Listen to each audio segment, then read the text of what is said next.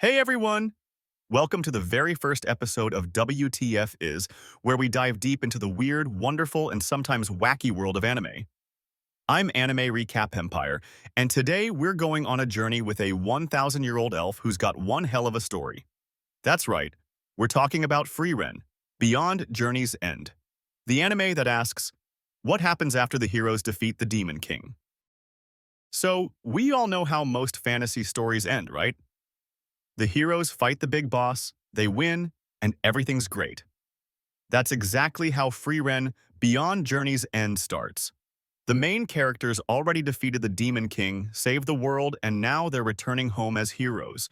You've got the hero Himmel, the warrior Eisen, the priest Heiter, and of course our main character, Frieren, the elf mage. What's cool, or kind of sad, depending on how you see it, is that this is just the beginning for Frieren.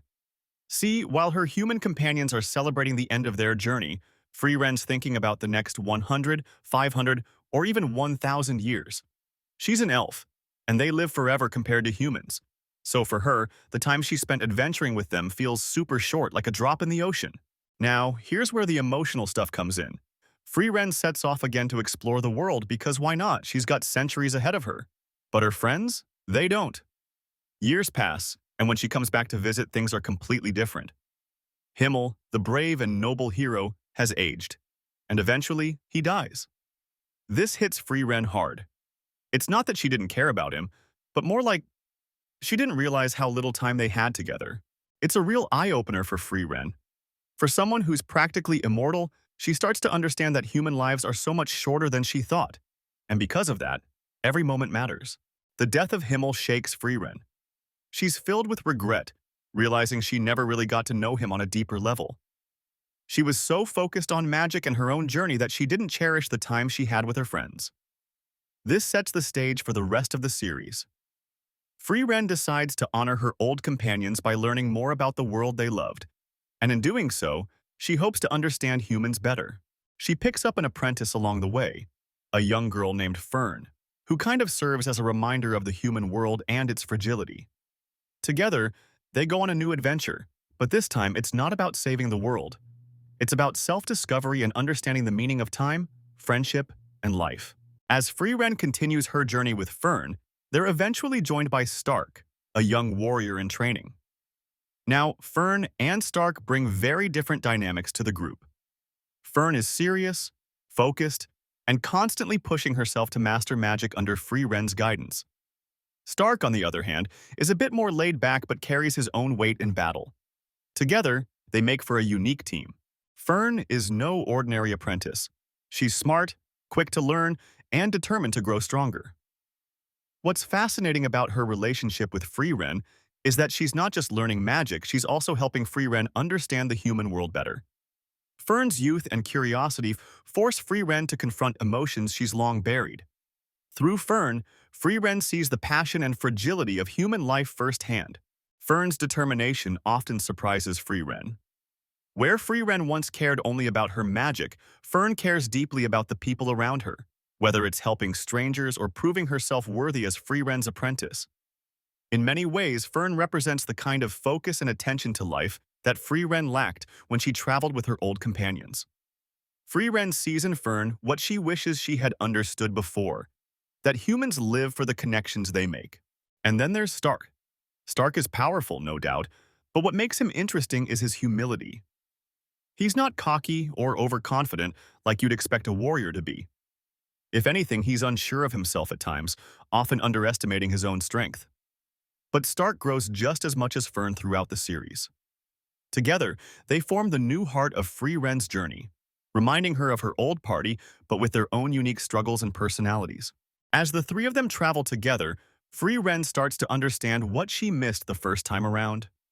Fern's unwavering determination and Stark's growing confidence become like mirrors for Frieren's own past, showing her the importance of the bonds she's forming now. Fern and Stark aren't just traveling companions, they're friends who force Frieren to stay present, to value the time they share. For the first time in centuries, Frieren is learning what it means to live alongside humans. Through Fern, Frieren begins to open up emotionally. Fern asks the hard questions, challenges Friren's distant nature, and unknowingly helps her embrace the human side of life that Frieren has always been disconnected from. On the other hand, Stark's presence adds a sense of stability, grounding the group as they face danger and challenges together. It's this balance between Fern's drive and Stark's humility that makes their dynamic with Frieren so impactful. For Frieren, this is a second chance. Fern and Stark give her the opportunity to finally be the kind of companion she wished she had been for Himmel, Eisen, and Hyder. And as they travel together, Frieren learns that it's not just the journey or the magic that matters, but the people you share that journey with.